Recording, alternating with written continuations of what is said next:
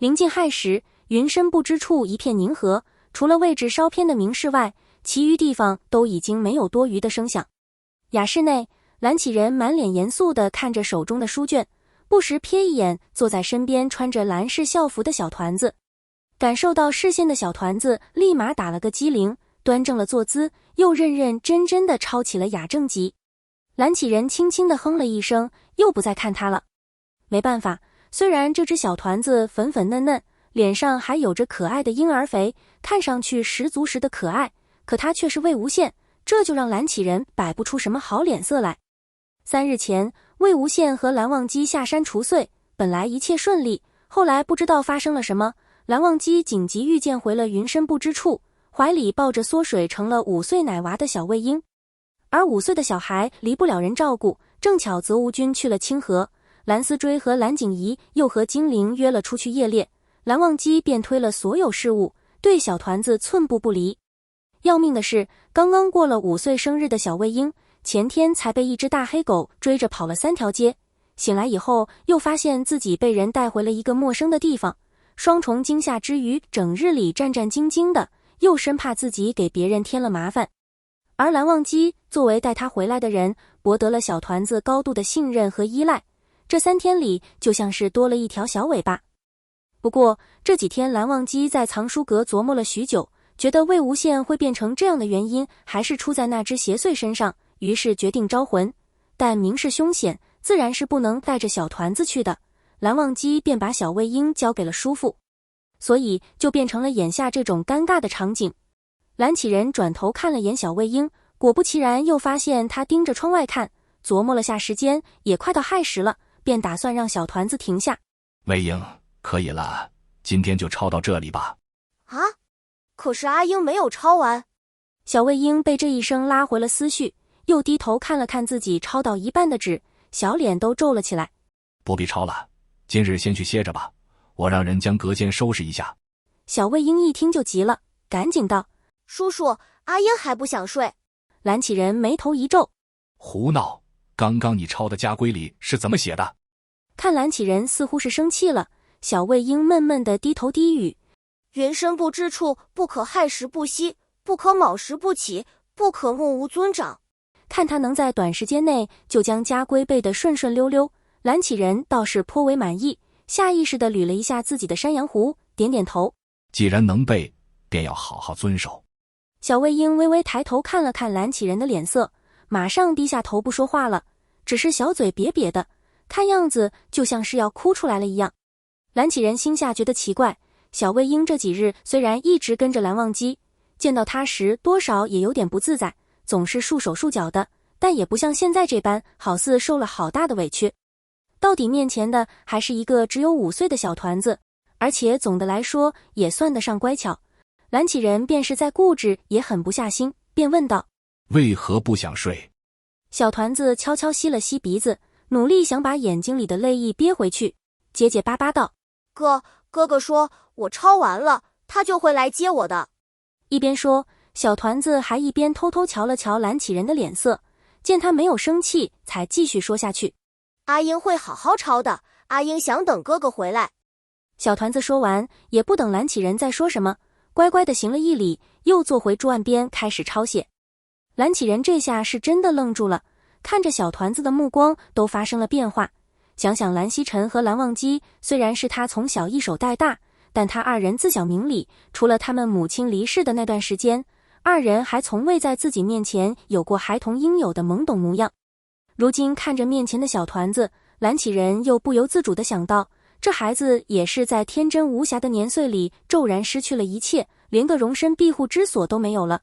而1年多的颠沛流离，也让他过早地知道了什么叫人情冷暖，难怪小魏婴会对蓝忘机有着那么强烈的依赖之感。蓝启仁微微叹口气，知道这孩子是害怕又会被抛下，他放软了口气：哥哥有事要忙，现在天色晚了，你还小，要休息。小魏婴憋着嘴摇摇头道：没关系，阿英不累，阿英要等哥哥。该说就是变小了，他还是那个魏无羡，倔起来还真是让人一点办法都没有，而他现在的样子更是让蓝启仁舍不得说他一句重话了。无奈之下，蓝启仁取过柜中存放的小点心，放在了小魏婴的面前。好吧，你若是饿了，可吃些点心，但不可贪食。本来小魏婴想要趁着叔叔不注意自己的时候，悄悄揉揉有些酸疼的手腕，却没有想到叔叔取了吃食给自己。对于小团子来说，曾经最大的愿望就是每天都能有吃的填饱肚子，不用再去凶得要命的大狗嘴里抢食物。没想到叔叔不仅同意自己留下来继续等哥哥，还愿意给自己好吃的。小魏婴立马露出了灿烂的笑容，朝着蓝启仁挪了2步。谢谢叔叔，阿英就只要1小块就好，可以吗？小团子的笑容过于灿烂，蓝启仁惊了一瞬，随即不由自主地点头。吃吧。于是当亥时钟声敲响的时候，永远自律的蓝启仁老先生罕见的没有熄灯休息，而是看着安静地坐在自己身边啃点心的小团子。小团子双手捧着点心，嘴巴一鼓一鼓的，吃东西的样子像极了蓝忘机养在后山的那群兔子。蓝启仁看了半天，愣是没有忍住，伸手摸了摸小团子的发顶。慢点吃，不够还有。蓝启仁说完就被自己吓到了，什么时候自己对着魏无羡这厮那么宽容了，还明目张胆地容许他犯禁。而此时的魏无羡还是小孩，只凭自己的直觉，他相信眼前这个看上去凶巴巴、一点都不好相处的叔叔其实是个好人，对自己也是好的不得了。于是他放下戒心，小心地靠近了蓝启仁，指着盘中剩下的点心道：叔叔，阿英不贪吃，剩下的能不能留给哥哥？这次蓝启仁连犹豫都没有，快速地点了点头。当然可以，阿英时时想着哥哥，是个好孩子。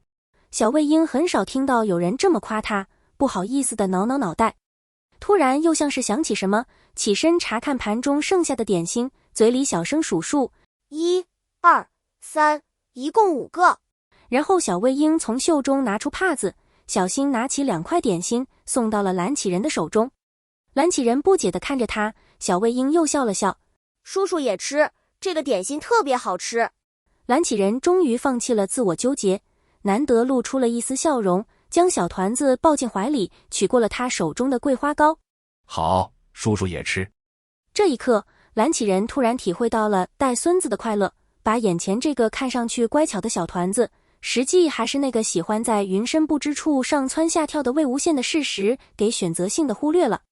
难怪他自己的叔父以前就老喜欢跑到自己的房里逗弄当时还年幼的蓝氏双臂。于是等到蓝忘机忙完明事的事，急急忙忙赶来接魏无羡的时候，就发现他的小道侣被自己的叔父抱在怀里，认认真真地读着雅正集。感受到一股莫名的冷冽视线，蓝启仁回头便看到了僵在门口的蓝忘机，微微蹙眉道：忘机呀，怎么这么迟？阿英都等你好久了。同一时间，在他怀里的小团子看到来人，兴奋地跳出了蓝启仁的怀抱，扑向蓝忘机的怀里。哥哥，阿英有乖乖的在等你哦。蓝忘机眼疾手快地将小团子牢牢地纳入自己的怀中，朝着自家叔父快速行礼后，就以天色已晚告退。小魏婴被蓝忘机抱在怀里要离开的时候，却突然扭过身子，朝着蓝启仁挥手：叔叔再见，谢谢叔叔今晚照顾阿英。正暗自怨念着自家二侄子的蓝启仁一听也顾不得其他了，跟着起身走到蓝忘机的面前，抬头揉了一下小团子的脑袋：早些回去休息吧。回静室的路上，蓝忘机的脸色一直不怎么好看，小团子等得久了，这会儿也早就困了，窝在蓝忘机熟悉的怀抱里安安静静的。等蓝忘机要将他放下的时候，他才又迷迷糊糊的醒过来。哥哥。小魏婴被蓝忘机安置在床上，刚想放下他去取点水来，就被小团子拉住了衣袖。哥哥又要出去了吗？蓝忘机看着眼前还不清醒却不肯放开自己的小人，心里早就化了，哪还舍得放开，于是干脆坐下，又把小团子搂进了怀里。我只是去给你打水洗漱。小团子晕晕乎乎的，还是不肯放手，使劲将自己往蓝忘机的怀里塞。过了一会儿，小魏婴又突然起身，在身上摸摸索索的，掏出了一个被帕子裹着的东西，递到了蓝忘机的面前。哥哥，这是叔叔给我的小点心，特别好吃，我给哥哥留了好多。蓝忘机微微一愣，随即嘴角轻微上扬，接过了小团子递过来的东西。根据蓝忘机招魂的结果，魏无羡是因被邪祟的气息影响才会幼年化，效果也就10天半个月，对身体也没大碍，于是大家也就放心的该干嘛就干嘛了。只是蓝忘机发现，最近叔父总喜欢来净室接小魏婴去雅室照顾，美其名曰不能让小魏婴打扰到蓝忘机做事。蓝忘机对此无言，却不能反驳。再后来，魏无羡恢复之后，总能隔三差五地收到蓝启仁给他送来的点心。二哥哥，你叔父最近是怎么了？叔父大概是想侄孙了。啊？你哥他有孩子了？蓝忘机没再说话，只是挥袖灭了灯，该干嘛干嘛去了。如果你喜欢我分享的小说，请点击订阅频道，你们的观看是我剪辑影片的动力，感谢您。